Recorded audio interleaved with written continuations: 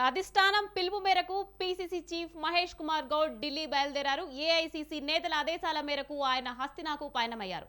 ఇవాళ సాయంత్రం సీఎం రేవంత్ రెడ్డి ఢిల్లీకి వెళ్లనున్నారు. రేవంత్ రెడ్డితో పాటు డిప్యూటీ సీఎం బట్టి విక్రమార్క, ఉత్తమ్ కుమార్ రెడ్డి హస్తినాకు వెళ్లనున్నారు. మంత్రివర్గ విస్తరణపై అధిష్టానంతో చర్చించనున్నారు కాంగ్రెస్ నేతలు.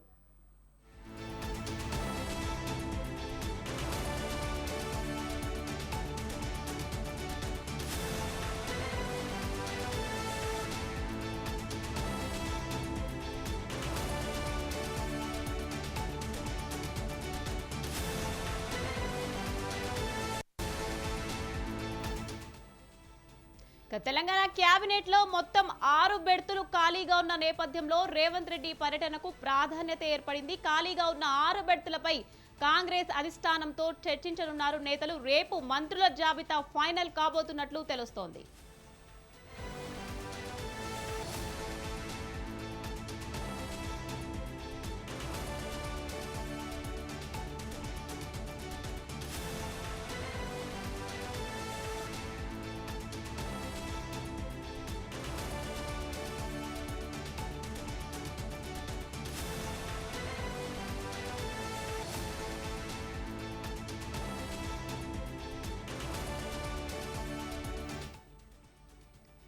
కేబినెట్ రేస్ లో వాకిటి శ్రీహరి, రాజగోపాల్ రెడ్డి, గడ్డం వివేక్, విజయశాంతి ఉన్నారు. ఇంకా ప్రేమ్ సాగర్, అమీర్, అలీ ఖాన్, సుదర్శన్ రెడ్డి, మైనంపల్లి రోహిత్ కూడా కేబినెట్ రేస్ లో ఉన్నట్లు తెలుస్తోంది.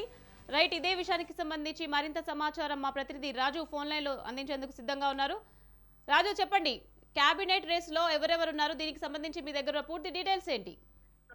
రైట్ నిఖత్, ఇవాళ మధ్యాహ్నం 3 గంటలకు సీఎం రేవంత్ రెడ్డి శంషాబాద్ ఎయిర్పోర్ట్ నుంచి సీఎం రేవంత్ రెడ్డితో పాటు ఉప ముఖ్యమంత్రి బట్టి విక్రమార్క, మంత్రి ఉత్తమ్ కుమార్ రెడ్డితో పాటు పిసిసి చీఫ్ మహేష్ కుమార్ గౌడ్ సైతం ఢిల్లీ వెళ్లనున్నారు. ఏఐసిసి పిలుపు మేరకు ఈ పర్యటన సీఎం రేవంత్ రెడ్డి చేపడుతున్నారు. అయితే అధిష్టానం ముందు రాష్ట్రంలో ఇటీవల తాజా రాజకీయ పరిణామాలతో పాటుగానే అసెంబ్లీలో ప్రవేశపెట్టినటువంటి బీసీ రిజర్వేషన్ బిల్లు, వాటితో పాటుగానే ఎస్సీ వర్గీకరణ బిల్లు అంశం కూడా అధిష్టానానికి వివరిస్తారు. వీటితో పాటుగానే మంత్రివర్గ విస్తరణ, అంటే కాంగ్రెస్ పార్టీ అధికారంలోకి వచ్చి దాదాపు 15 నెలలు పూర్తి చేసుకుంటా ఉంది. మిగిలినటువంటి 3.5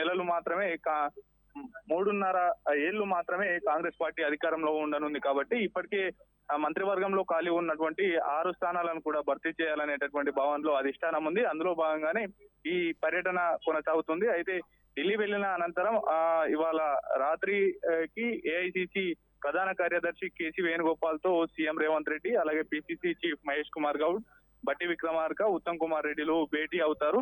ప్రధానంగా ఆ మంత్రివర్గ విస్తరణ మీద చర్చ జరగనుంది.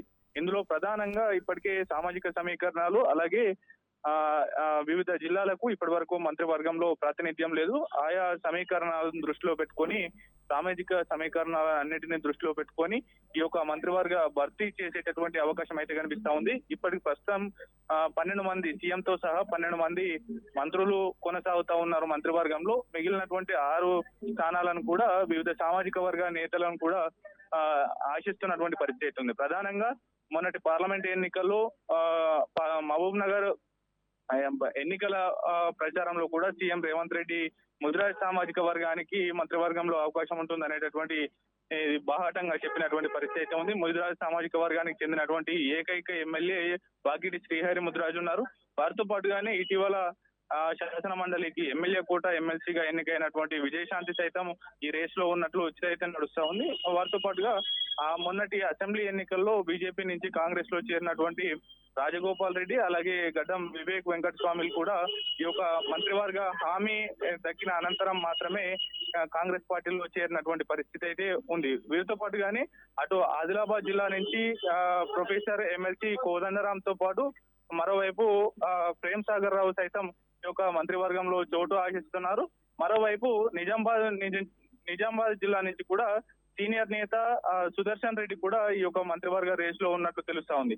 మరోవైపు అటు ఉమ్మడి హైదరాబాద్, అలాగే ఆదిలాబాద్, నిజామాబాద్, రంగారెడ్డి జిల్లాల నుంచి మంత్రివర్గంలో ఇప్పటి వరకు ప్రాతినిధ్యం కల్పించలేదు. ఆయా జిల్లాల నుంచి కూడా మంత్రివర్గంలో తమకు అవకాశం ఇవ్వాలంటూ కూడా హైదరాబాద్ నుంచి మల్రెడ్డి రంగారెడ్డి, అలాగే ఉమ్మడి రంగారెడ్డి జిల్లా నుంచి పరిగి రామ్మోహన్ రెడ్డిలు కూడా కోరుతున్నటువంటి పరిస్థితి అయితే కనిపిస్తా ఉంది. వీరితో పాటుగానే మైనంపల్లి రోహిత్ సైతం ఈ యొక్క మంత్రివర్గంలో చోటు ఆశిస్తున్నారు. అయితే ఆయా సామాజిక సమీకరణాలను దృష్టిలో పెట్టుకొని ఈ యొక్క ఎంపిక ఉండేటటువంటి అవకాశం అయితే స్పష్టంగా కనిపిస్తా ఉంది.